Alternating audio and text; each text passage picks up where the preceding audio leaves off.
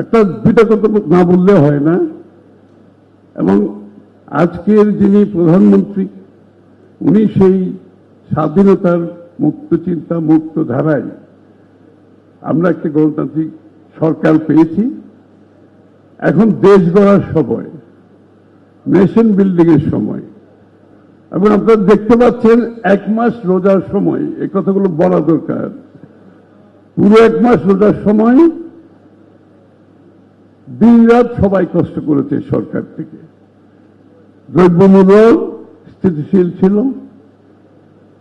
একটা যুদ্ধ চলছে যেখানে তেলের অভাবে বিভিন্ন দেশে অনেক বড় বড় সিদ্ধান্ত দিয়েছে।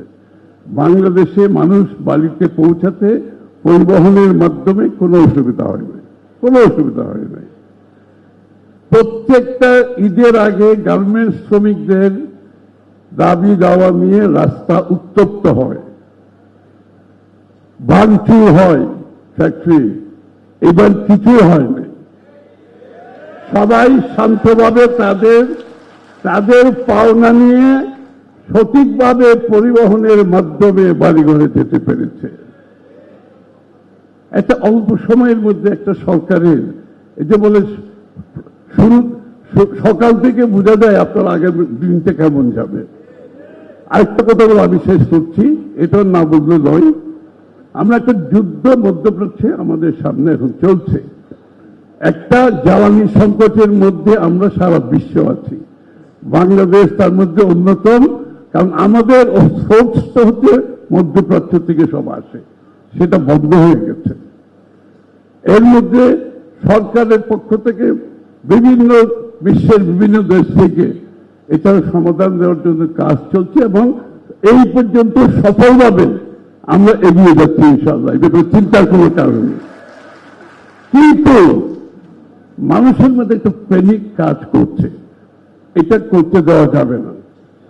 প্রতিনিয়ত যে তেল আগে সাপ্লাই হতো এখনো তাই হচ্ছে, তার চেয়ে বেশি হচ্ছে। কিন্তু কিছু কালোবাজারি এটাকে নষ্ট করে দিচ্ছে। তারা অতিরিক্ত তেল নিয়ে কালোবাজারে বিক্রি করছে এবং সরকারের ভাবমূর্তি ক্ষতি করার চেষ্টা করছে।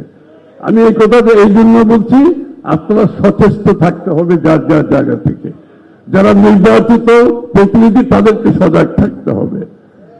এটা অত্যন্ত গুরুত্বপূর্ণ। এবং সরকারের পক্ষ থেকে যে আজ পর্যন্ত কিন্তু কোনো ধরনের রেশন দেওয়া হচ্ছে না এখন, এবং আমরা কিন্তু এখনো কোনো কৃচ্ছ্রতা সাধনের কথা বলবো না, বলি নেই সরকারের পক্ষ থেকে। কিন্তু একটা কথা আমাদের মনে রাখতে হবে, আমাদেরকে কৃচ্ছ্রতা সাধন করতে হবে, সরকারকে সহযোগিতা করতে হবে, সংযম থাকতে হবে।